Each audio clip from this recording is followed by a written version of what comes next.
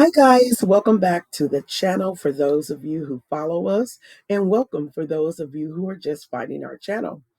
We discuss what's happening in the wedding and event industry. We give tips on the different things that we experience.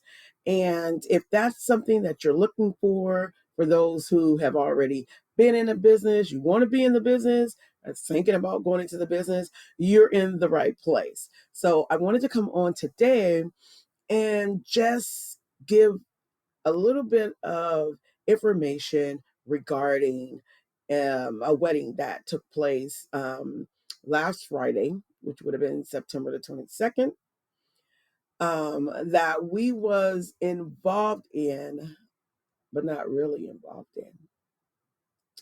Let's get to it.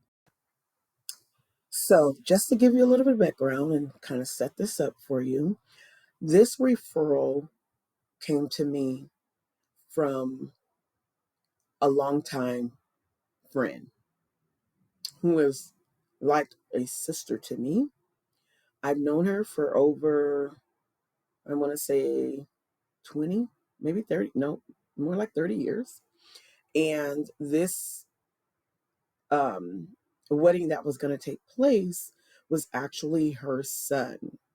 And so she used to, just to give you a little bit more background on her, she actually used to be a wedding planner herself. However, things kind of she went another route with things because she was actually being stressed out because of the different type of clients that she was encountering. And so when it came to weddings, she knew that she was going to give that up. Now, corporate events, she still do, but weddings, she don't do. However, she came to me and she explained to me that she, didn't want to be that type of mother-in-law that kind of took over. Some people, when people are getting married, they take over. Have you ever seen that movie, um, Our Marriage, Their Wedding? Put me in the mind of that. So if you haven't, go check it out. And no, I wasn't paid to say that either. But I'm just trying to set some things up for you guys, and so that you can follow me when I start talking and get into the meat of things. And so I knew from that point that she was hands off, but in the background. And so um, she told her son and her soon to be daughter in law to give me a call to find out, because she's a planner herself. So she kind of told them what to do, what to ask. And so they did. I did get a call, and in speaking with them, they kind of told me what they liked. I asked them to send me pictures. They had been um, looking for some certain things on Amazon, and they had a beautiful color scheme of like navy and champagne with accents of cream. And so I went from there after them telling me what it is that they wanted. I explained what my process is and what I do once I have that initial inquiry. And then from that point, I go into estimating their budget, figuring out, since I had some pictures, I kind of knew of things that the bride liked, what the groom liked, all of that little good stuff going on.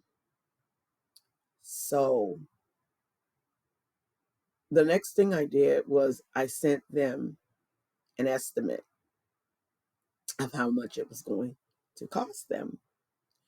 From that point, the bride responded back.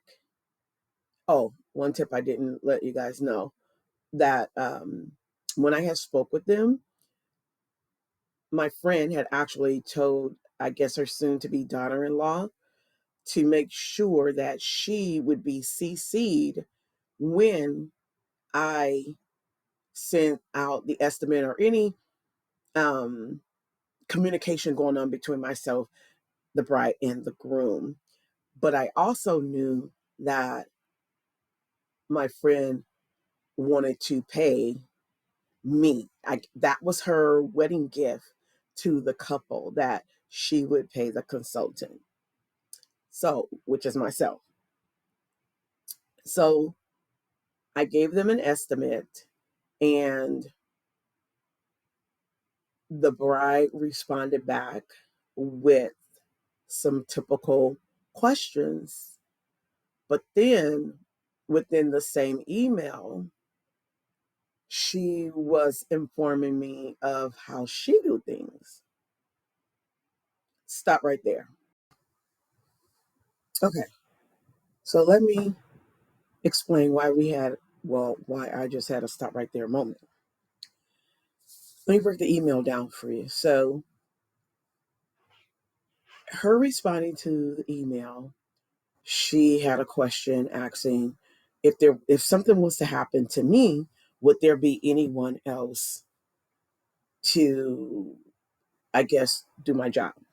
So I knew, well, during the conversation, I actually um, told them that I had a website, and I also text them my website. And so the soon to be bride was saying, "Oh, yeah, we're looking at your website now." And so on my website, under the About Us tab, I have all of my team listed there and what they actually do. Some team members are wearing two hats. Of course, I'm wearing about six hats. And then there are some team members that only wear one hat because that's what they specialize in. So for one, I knew, I don't think she checked my website. But I did reassure her that in the event, should something happen to me, I have a couple of team members that can take over and know what to do, because that's just how we work. Everyone is kind of like brought in. Um, I made an announcement. We have a new client. It's going to be a wedding taking place within the next 3 weeks. And yeah, so forth and so forth. The next thing that kind of made me really just stop and back up is that when I had explained to her that in the industry, her event, well, no, I didn't tell her that just yet. In her estimate, I told her when her balance was due. I stated when the balance is due. She then, in return, asked if I was going to make samples of, she needed owl runners, and she wanted this squared arch with the some draping, like the single drapes that have also the floral arrangements connected to the arch. So she wanted to know if I was going to make samples just in case they had to be revised. And then the last part of it, the third part of this, was she told me that a safety practice that she have herself is that she don't normally pay whomever she's working with, I guess, for events, or I really wasn't clear on this. I don't know, for better lack of words, when she's doing business with people, that she don't pay her balance off until 24 to 48 hours before, I guess, the event is to take place. And honestly, that was such a big major red flag for me, because who does that in our industry? I still use the 14-day.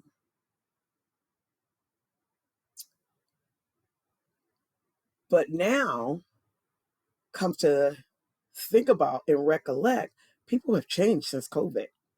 So it's not 14 days, it's 30 days with some people that your balance needs to be paid off in full. Um, and so she was asking, is that going to be okay? And so I then responded back to this email. I did let her know and that she has no problem. I mean, there would be no problem. I have several staff members that could step into my place if I was to get sick, anything. Shift happens. The other part was I was not going to go out and start making all of these samples for her to okay it, because she had no intentions of paying the balance off until 24 to 48 hours before her actual wedding. So you're giving me a 24 to 48-hour window to create all of these things for you? Because that's what that is, guys. So this is business, and we're offering services. And so therefore you should not, here's the number one reason why you should not be doing this. If you're going out and you are creating all of these samples and different things for a client who has not paid you, that means your business is paying for that. And so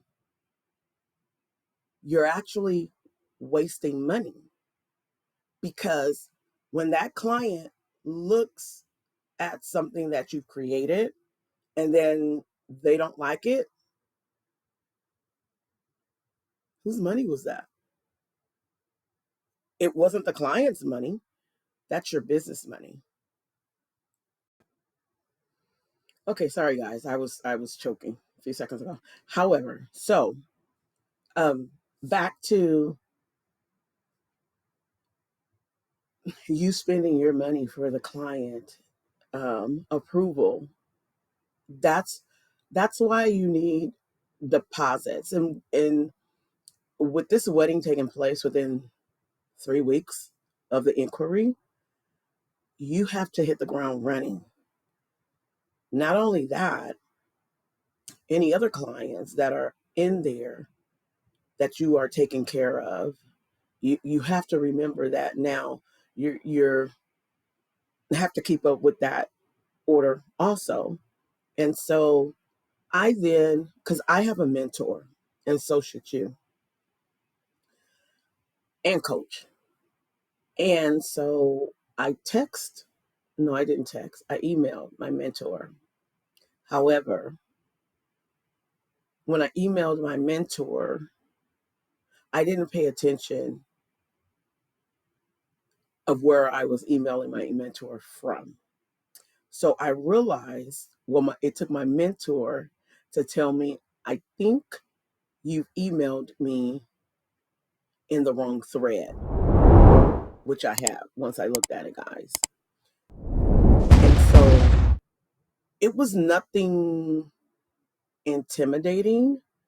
Basically, I was asking for my mentor's advice on how to handle this situation. Because remember, I said this client came from a 30 plus year friendship referral, who's like a sister. And so, and who's a planner also. And so she, my mentor never did respond back to me, not in that thread. Well, she didn't respond back to me at all, other than that I think you sent this to the wrong person. However, in my response back, I was bowing out gracefully, because I knew that I could not do that. That was a heavy request. And I knew that I could not do that. I knew I did not want to do that. And that's why I say all money is not good money. But here's the tips: know who your friends are, your true friends are. Um, know where you stand in people's lives. Know who you are to people when it comes to who you call your friends. Because in instances such as this, your friendship will be put to the test. And so, not that we had any type of falling out or anything, because we both understood each other. And that's what friendship should be about. And she understood herself. She valued our friendship above the wedding. And she didn't want any type of um, repercussions once the wedding was said and done. And she didn't want it to take an effect on our friendship. And likewise, but I'm not that type of person, because I knew how removed she was trying to be and make sure, because she just didn't want to go down this road. And so she realized herself that it seemed like she was more responsible for creating and making the wedding happen. Um, and therefore, she was like, I just don't want it to touch our friendship. And so, as I backed out gracefully in the email, so did she. She understood exactly where I was coming from, everything. And that's because she's a planner also. And this is the part where she just was like, Doris, I can't do it. And so just know who your friends are, because this could have went the other way. And typically it do. Normally it do. But because I know who she is and she knows who I am, yeah, we were able to just come to a resolution of, okay, let's just step back. No. And then she went ahead to find someone else to kind of help her out. But yeah, there's no love loss at all whatsoever. But that is a tip. And those are the tips that I'm trying to tell you when you have a friend client. You need to think about these things, because is it worth it? Because guess what? When the event is over, the event is over. Your friendship will still be there. Hopefully, hopefully, that is the plan. That's why know who your friends are, know where you stand in their lives. Because something such as this, yeah, it things like weddings and funerals, I mean, they can tear people apart, believe it or not, just in planning alone. So, yeah, that's what I wanted to come on and let you guys, excuse me, in on about, you know, knowing who your friends are, how things can go, because everything, you know, changes our lives daily.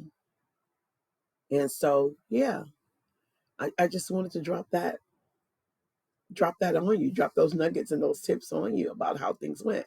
If you, have comments, you can comment on this. And, you know, did I handle it the way you would have handled it?